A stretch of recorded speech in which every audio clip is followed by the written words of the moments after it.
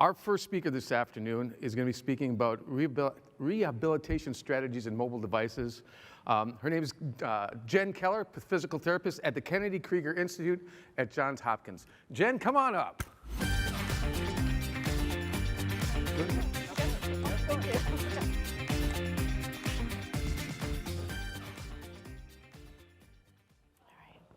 Well, hi, thanks for coming back after lunch and for some more rehab and exercise ideas and things like that. I really appreciate being invited to speak. I'm here on behalf of our lab, the Center for Movement Studies at Kennedy Krieger, and I'm going to talk to you about rehab strategies and mobility devices. So I thought, even though everyone here seems really well versed in rehab and the importance of it for ataxia, I thought I would just, give a little bit of an overview of things, and then talk about some specifics about limb, arm, leg, and gait ataxia, and then talk about some of the highlights of rehab strategies for ataxia.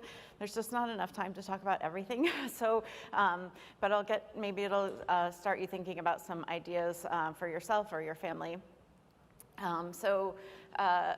Choose PT.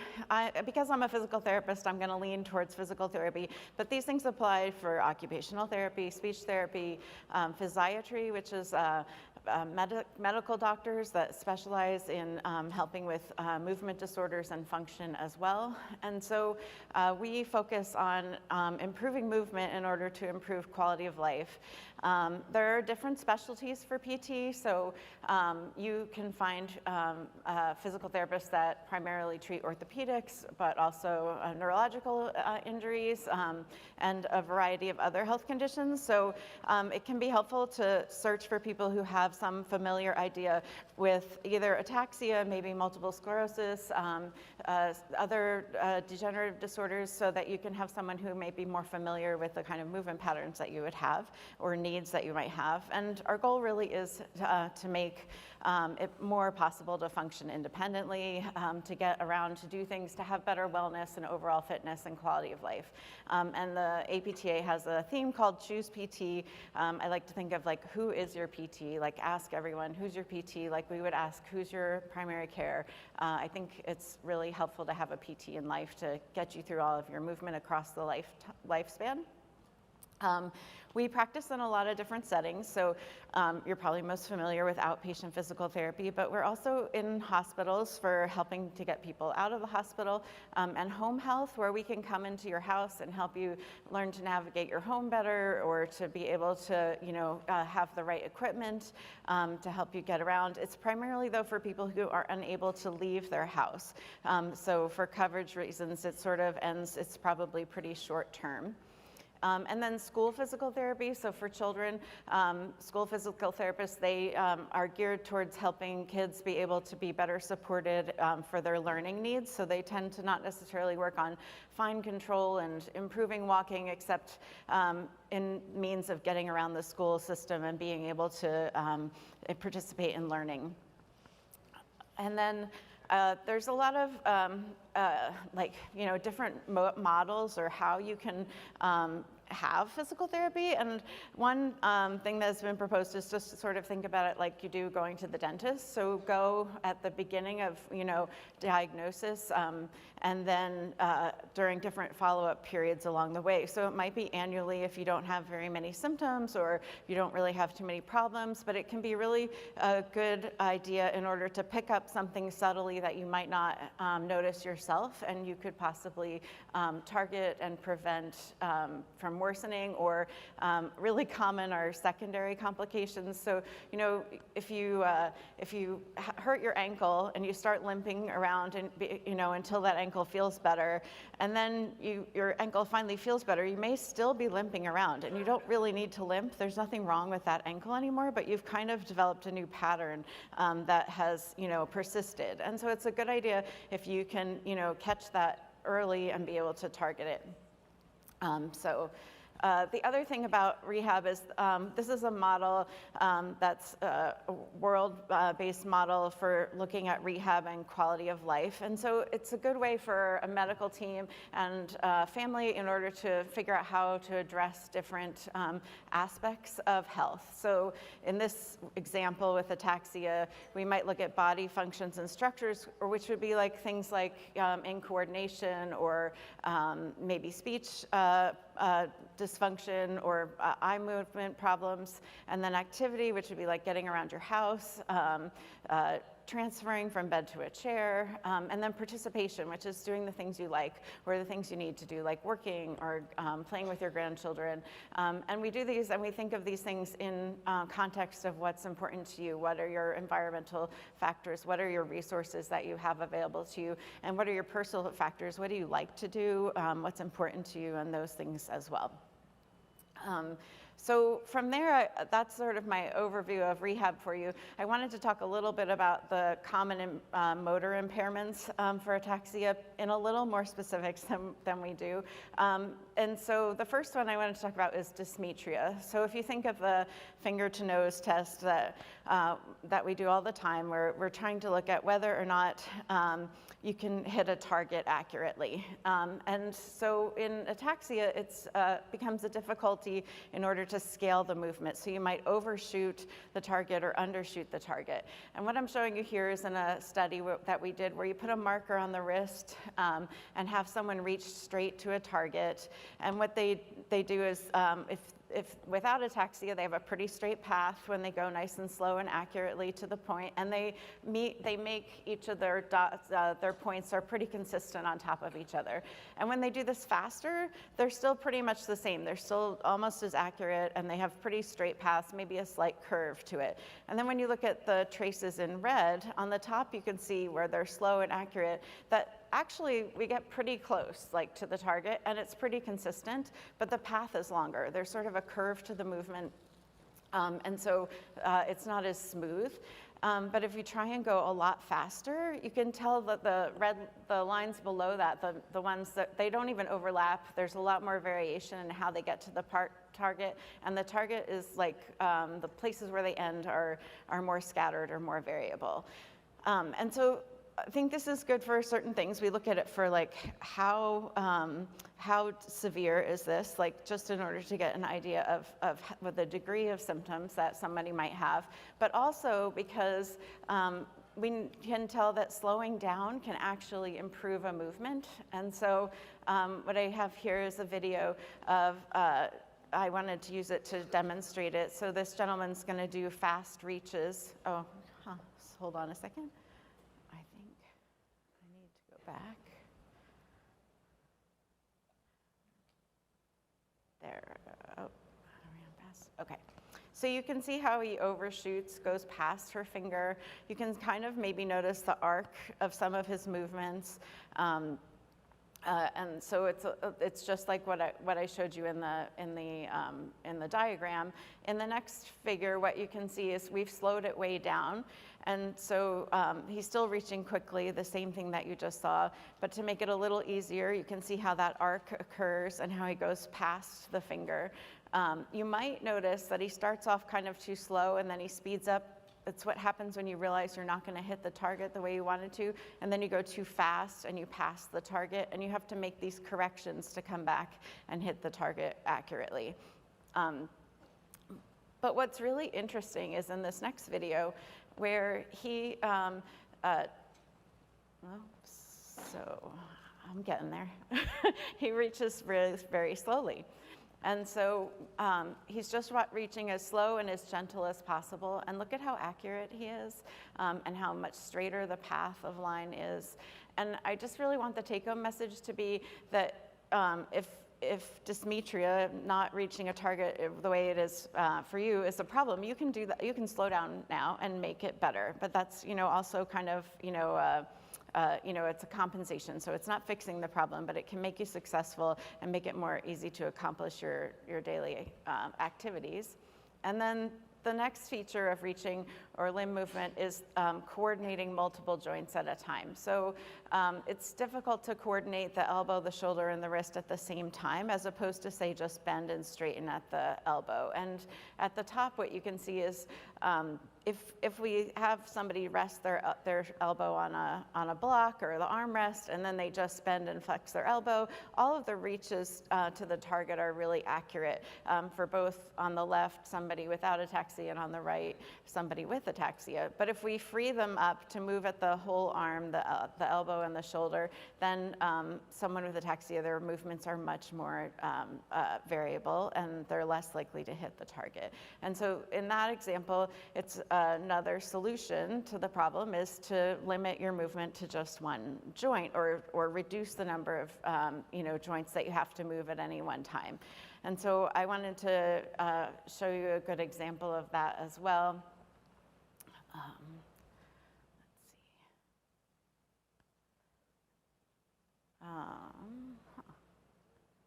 There we go. Okay, sorry.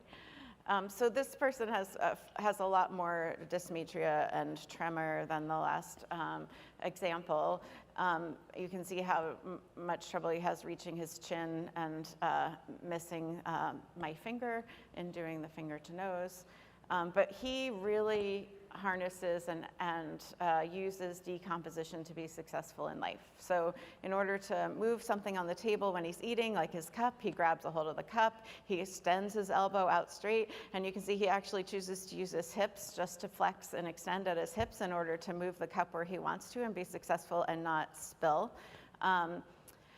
And then in order to drink, he hugs his elbows to his sides, and he uses both hands, and then he first just flexes, and then he actually bends his head. So you can see he's breaking it down into one joint at a time. And it's just another really great means to be successful at what you want to do right now, and make it, be able to participate in your daily living.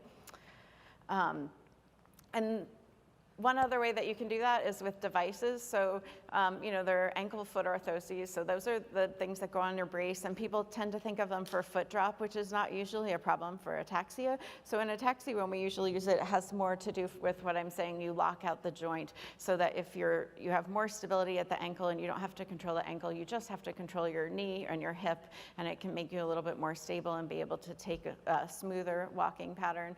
And similarly, you could use a wrist splint that you might see for like carpal tunnel or something, and that can just decrease the amount of motion that you have to have at your wrist and your elbow in order to, say, use utensils or type on the keyboard or something like that to make it easier.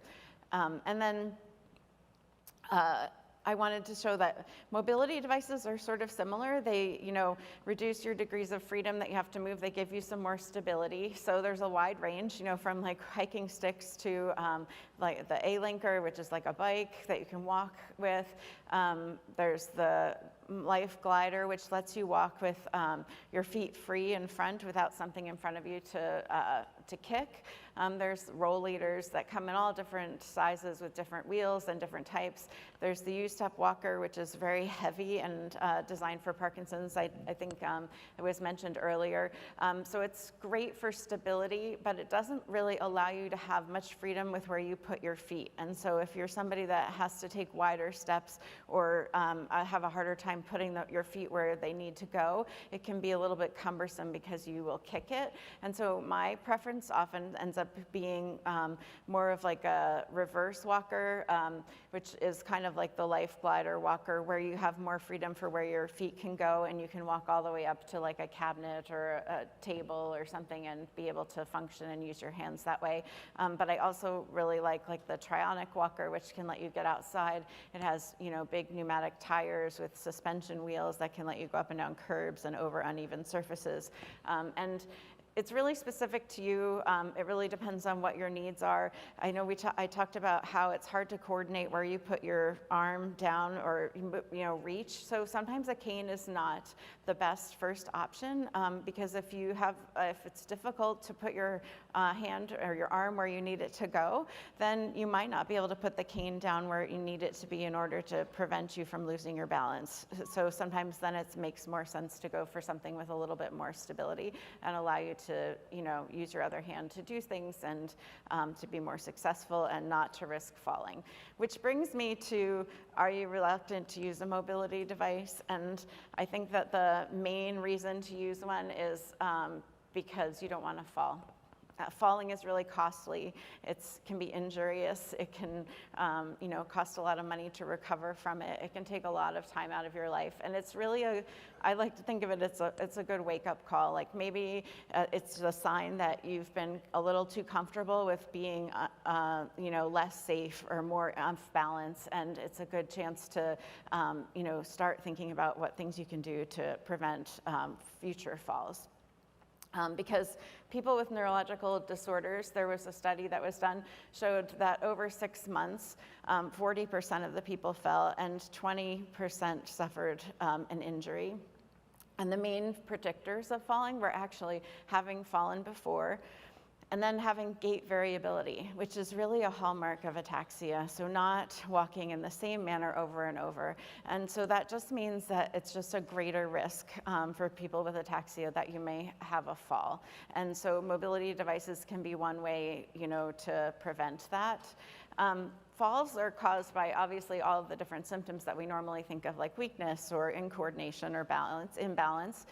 But there are things that you can just do in your home, like making sure that there aren't any wet floors, that you have good lighting, all of the great adaptive devices that Elizabeth talked about earlier can help make your home more efficient and less risk of missing a step and falling. But don't forget that there are other conditions that you can have as we age or for, that can go along with ataxia. It's like changes in your blood pressure or, cognitive changes that can make you be less safe or have problems. And so you also want to address those and not just assume that it's all due to imbalance from ataxia. And then ways to prevent it are, like I said, just getting some education. And I'm going to talk a lot more about exercise for ataxia, but then adaptive equipment, changing your environment, and these other things. Also considering what happens when you get down when you end up on the floor, how you might get back up. There are devices that can help you. It's good just to practice that so that you can be ready. And exercise, I'm going to just talk about balance, but it's really important to have aerobic training and some coordination training. It's important to make sure that you stay flexible. So I'm just focusing in on one thing today, but don't forget that those exist as well. So the reason why I focus on balance is because of a study that we did where we tried to look at, what was the cause of gait ataxia or having worse gait when you have ataxia. And what we did was we did a balance task where we asked people to stand on a force plate and they shifted their weight as far as they could from side to side. And so the further you can shift and not lose your balance, the better balance you have, and the less that you're able to shift, the worse your balance. And then we did a leg placement task, so we asked people to put their foot on a target and then see how accurate they could be doing that. So sort of looking at that finger to nose idea, like seeing if they could put their foot where they wanted to be. And then we had them walk as fast as they could. And we looked at the relationship between these three things. And we found that in the group, there were people that had better balance. So like in the blue lines and the green lines, you can see that they match up the person with cerebellar ataxia who was able to sway as far side to side was pretty similar to the control, whereas the one that's with the pink lines, they had very little sway, so they had problems with their balance. And the leg placement, you can see that there were people with ataxia that were good at the task and people that had more difficulty with it. And so that lets us pull out, what is the cause. And what we found when we looked at a model of this is on the y-axis is how fast somebody was walking. And so walking faster, higher is is better. And then along the x-axis are the parameters that went into the model in order to tell us, what impacted it. So you can see the open circles where a person didn't have either imbalance or incoordination, they walked the fastest. And then the people that just had a leg deficit, where they couldn't do that leg placement, they actually walked quite well as well. But anyone who also had a balance deficit or had a balance deficit alone walked slower. And so that was a strong indication that having worse imbalance was probably the most limiting factor to walking well.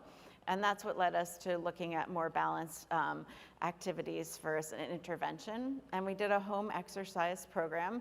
There have been other exercises programs using balance, but I'll just talk about the one that I'm most familiar with. And what we did was we had people exercise at home for 6 weeks. They exercised 4 days a week for 20 minutes.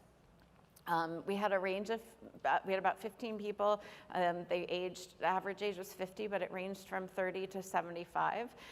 They had pretty significant ataxia, so the ICAR score around a 50 is pretty significant. We had a range though for people who had very little with a rating of an 8 up to the 50s. And then what you can see in the last 2 columns are about exercise duration, which is the number of days they exercised over those 6 weeks, and how challenged they felt by the exercises. So the target and overall the mean at the bottom, we met the target, which was like 24 days of exercising at like 50% challenge, which meant, 50% of the time you could do the exercise, maybe standing on one foot and have to put your foot down to kind of like catch your balance or hold on, but then you could maintain it.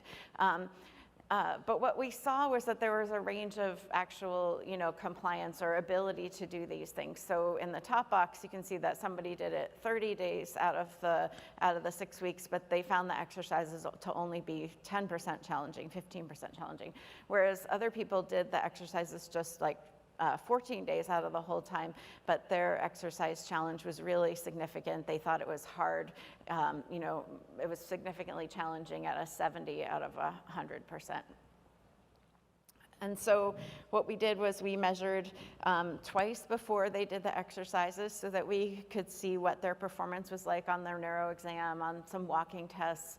And then we made a home exercise program for them based on what their ability level was. And then we sent them home to do these exercises. And halfway through at 3 weeks, they came back and we modified the exercises either to make them harder or easier, depending on how they were doing.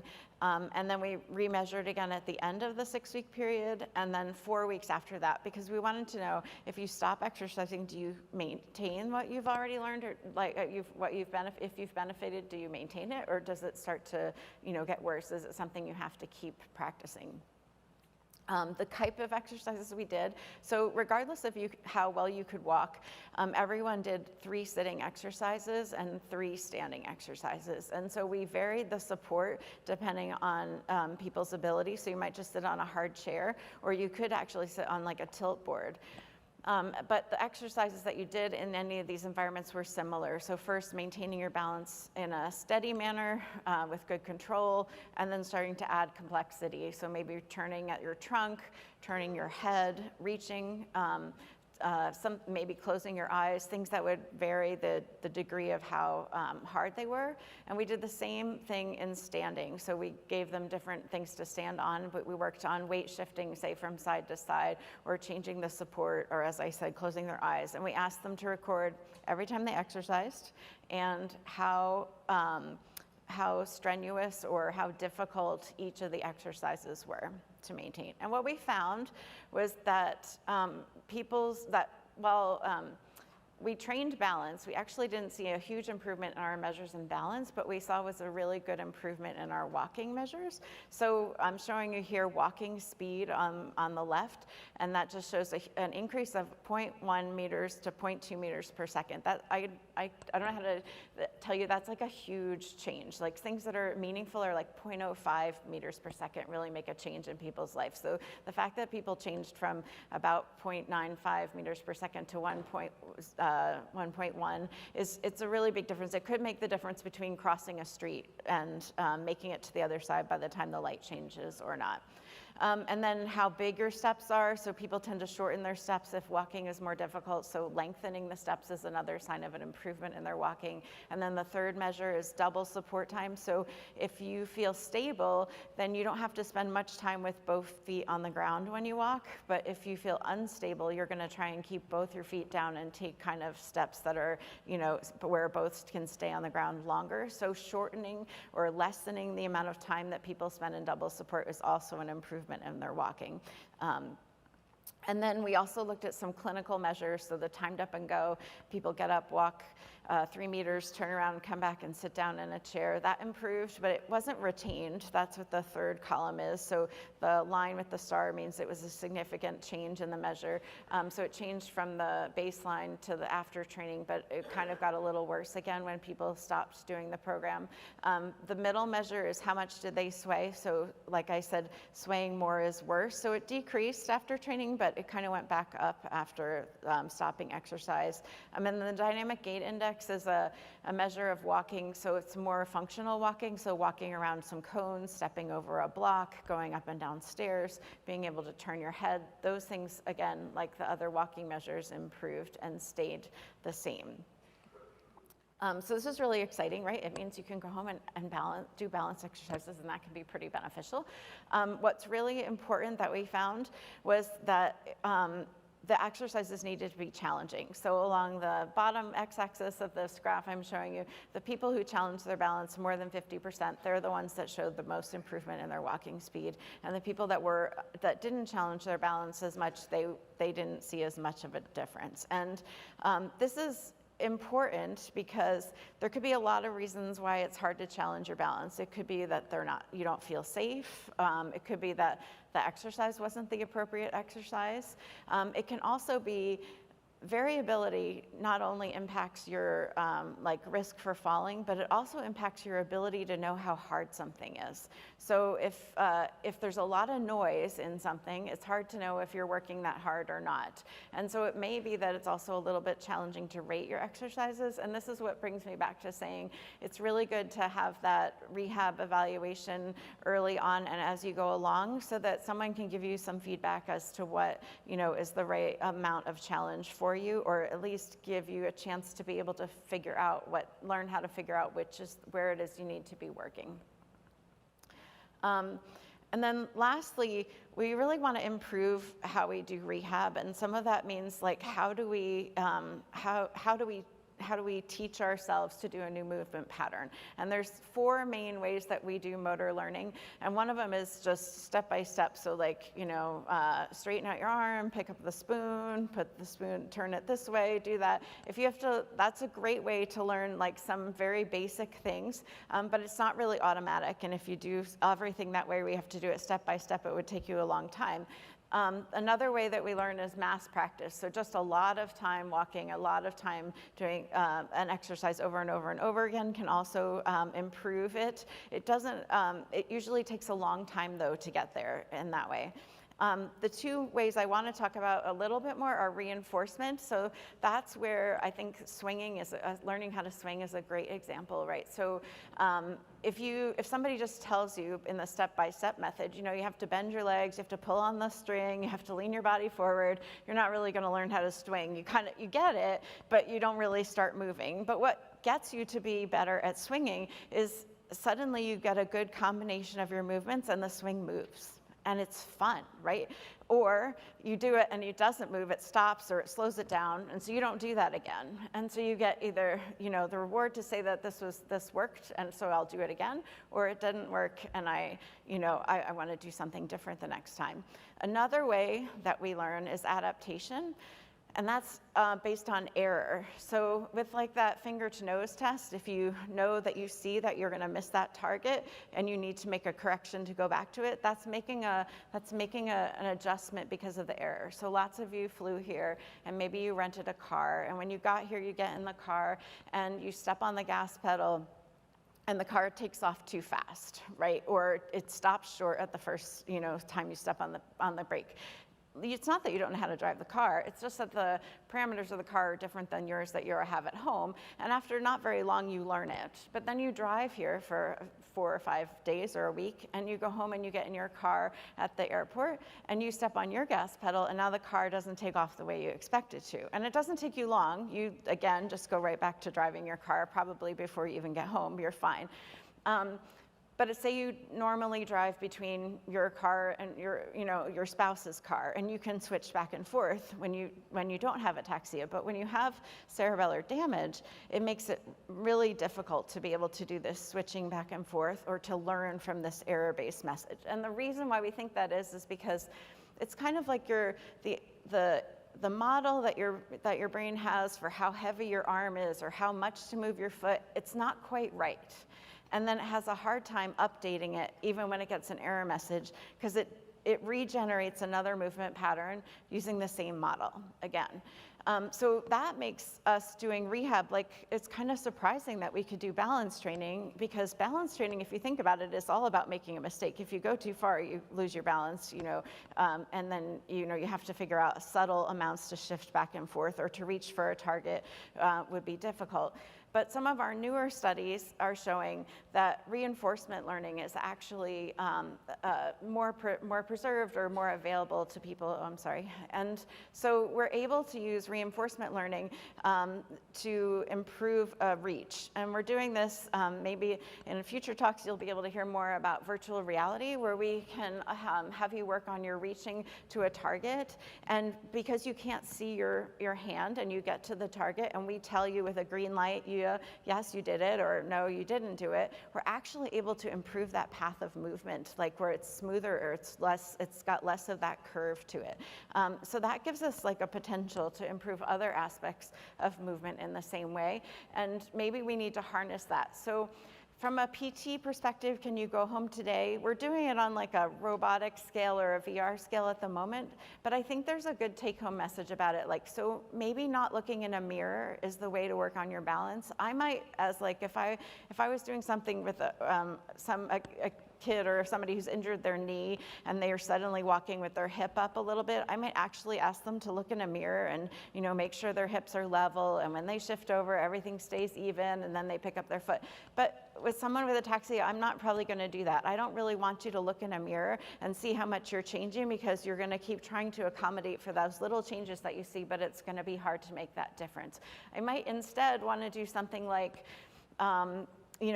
have somebody say, oh, that was a good, like at the right time, that was a good amount of shifting, do that again. No, don't do it that way, maybe do it this way. I mean, it's kind of rudimentary, and I might not be able to do it as well as we can do it in the lab. So figuring out what that next ability is to do that, I think that's what we need to know to improve how we're providing, exercise interventions. So stay tuned is what I'm going to say. And then it's really important, from having talked about this, like that there are different treatments for different problems. So what we would do for Parkinson's is not the same things that we would want to do for someone who has ataxia. And so even though we might do balance training for Parkinson's, we would want to be working on timing and the ability to go faster or to take bigger steps. Whereas for ataxia, we might want to do these things that I was talking about, using reinforcement learning, doing balance training, trying to work on the quality of the movement more than necessarily the timing of the movement. And that just makes me, reiterate that it's good to look for a PT that maybe has some experience in it, or be able to educate them on ataxia so that they can change the interventions to better meet you. And so, in summary, I think it's good to choose PT or some sort of rehab throughout your life to help move better. Some things you can do right now, like slow down your movement, move only one joint at a time can make you successful. Consider using equipment, whether it's to make life easier and more successful or to prevent falling. Balance training is going to be helpful across the board for sitting and different activities, but also for improving your walking. But individualizing the exercise program is key. And I want to thank Amy Bastian, Suzanne Morton, Jennifer Miller, who have helped me prepare this talk for you, and for all the different studies that I talked about today. And I want to thank you. I have a couple studies going on. We have some in the lab, so if you have any interest in learning more about those, I've just put my email there. You can reach out to me. And I'm happy to take some questions. We have like 10 more minutes if anybody has any questions for me. Thanks. And do we have any questions? Hands up. Oh, one right behind you, Lori. I wonder if you have any recommendations about insurance and physical therapy. It seems like usually the doctor will give a short-term script for PT, and then we're going back multiple times, and sometimes it's frustrating. It doesn't feel all-encompassing. True. Right. So I think so I think there's different aspects to that. Some of that just has to do with what your insurance coverage is and what they require. Whether actually, I'm pretty sure all states in the U.S. actually have direct access, and you don't technically need a prescription in order to go to physical therapy. But your insurance company may require one in order to approve it to get it paid for. I do think that I have a number of times had to write a letter of medical necessity. So that's like a summary about why you need rehab, and that has been very helpful. I have it's worked well. I usually use actually my paper to reference because it takes longer. So normally in our profession we have to reevaluate you every month, but 30 days isn't really enough time to see a change. And so what that can do is sort of be a hindrance to you, because then we have to write a report and it says nothing's changed, and then insurance or the therapist says that, you know, well, we're not really making any differences, so we should stop and see what else we can do. But it's kind of, you can use that and say, well, it took 6 weeks to see a change, so we really need to go a little bit longer in order to do that. That's my one recommendation. The other thing I think is it's good to also figure out, have some quantitative measures. I know it's weird, but like how fast do you walk 10 feet or 20 feet or something like that? And then when you take that next break, you know, have them remeasure that thing again and show a demonstration that it went down, and then that when you do it, it comes back up.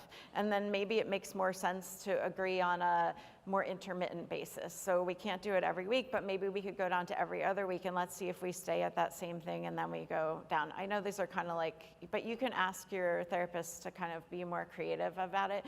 Typically, my methods are to just do an evaluation and send you home with a home exercise program, maybe to do some telehealth or some other things and see how it goes. But I do like to not let people go too long before another evaluation to make sure that we're not losing, you know, going backwards, as opposed to, and maybe we need a little more time to learn, you know, what we're again. Does that help? Okay. On your evaluation of the walking, was it like down a hallway or in an open room with just that person doing the walking? Yes. Okay, because my problem, I can do that. But when you put me in a situation with other people moving around, my brain can't handle it, and I just stop still. The movements, Right. I mean, it can be very hard to, to adjust for, it's like sort of added complexity to your walking. And so we do also do walking in different manners, so I do research studies, right? So we do one little measure and we see if it gets better, right? In a way, so it's like but there's a lot of other things that as a clinician we should look at, right? So if you have trouble with walking in a crowded area or an environment, we kind of will then try to figure out, if we can practice walking with like a small amount of distractions and kind of work on it in small increments to improve that over time. Or we might need to test differently, where you're someplace that has a little bit more distraction to be able to see if we're making a difference in that way. Does that? It always, I don't know, it scares me. I mean, my brain cannot handle people or moving around. And I just grab on to anything that doesn't move. preferably a wall. So one other aspect of it, well, I think somebody else has talked about too, right, is the eye movement tracking can be as difficult as moving your limbs. And so that adds to the difficulty of walking well or things moving around you if you can't focus and stay. So one thing is definitely to, have your eyes checked and ocular motor exam to be sure that that's fine. But then also there's probably one here, not right now, but a vestibular physical therapist that can also look at whether or not that is also a component of your balance problems as well. I have had a neuro-ophthalmologist, and that wasn't a problem at all. I had to have double vision, and I got prism right. glasses. Yep. And that's helped, but it hasn't done anything with the crowds. Well, not even crowds, just a few people. And everybody I know knows when they see me, they just stop. And I can move just fine. But I'm living in a situation where I tell everybody, and so they understand my condition is different.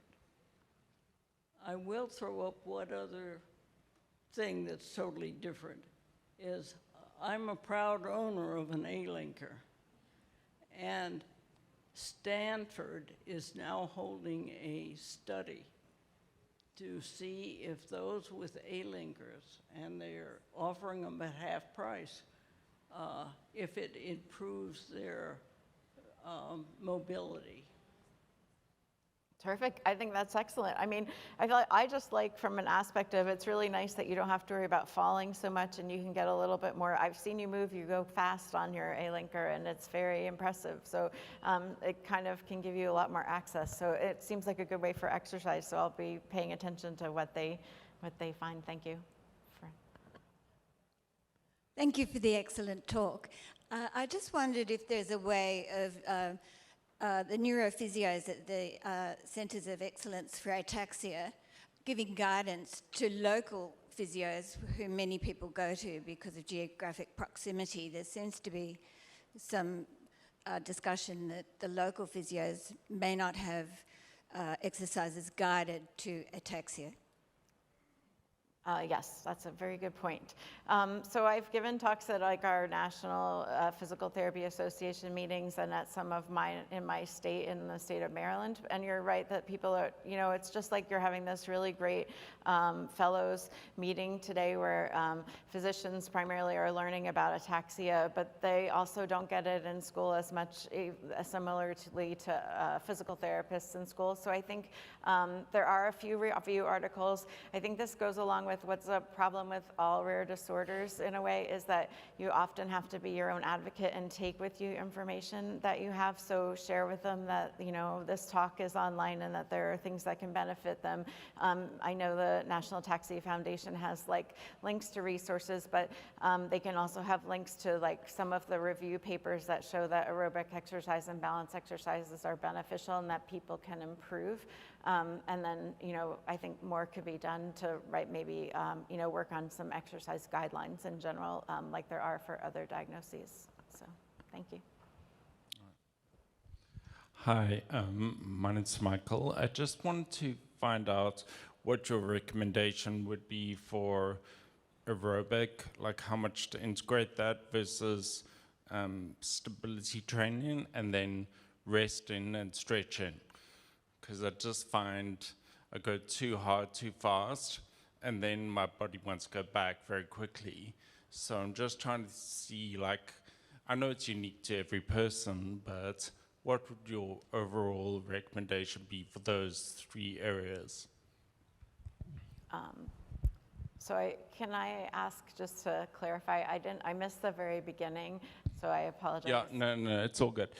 So how would you, if you had a patient, how would you look at their aerobic activity versus their stability and strength training, number one, and then number two, how would you integrate stretching and rest? Okay, so it sounds like you have weekend warrior syndrome is what I would call it. You just get excited and you're ready to go exercise, and then you go all out, and then you kind of pay for it. It happens to all of us. But I do think that there's something to be said that, you know, when you have ataxia, then you get a hit, and then it's harder to not necessarily recover, but you got to manage it a lot more, so it's a lot harder.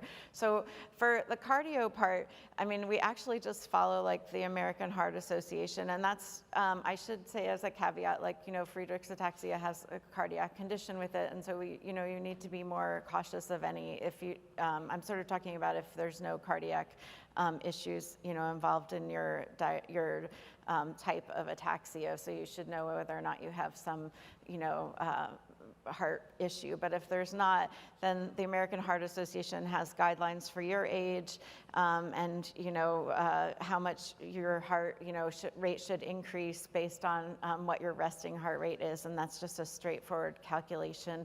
And then they work on increasing the number of minutes that you do and the times per week.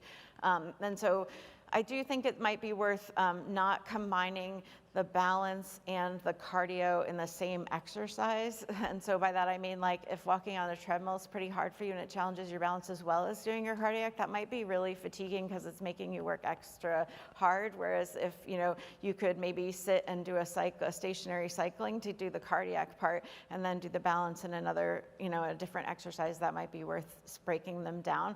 And then you always need a little recovery time for most exercise. So I tend to recommend every other day of, you know, cardio, or every other day of strength training. Balance training, it seems like you can do that on a regular daily basis. In fact, I often think it's good to do it sometimes in the morning and sometimes at night, because you sometimes have different abilities based on how fatigued you are. And so it's good to be able to know what exercises you can do at which time. So I'm talking faster because I saw my time running out, so I apologize. But if you want to grab me afterwards, I'm here all the way through tomorrow, so I'm happy to talk more. Thank you very much for having me.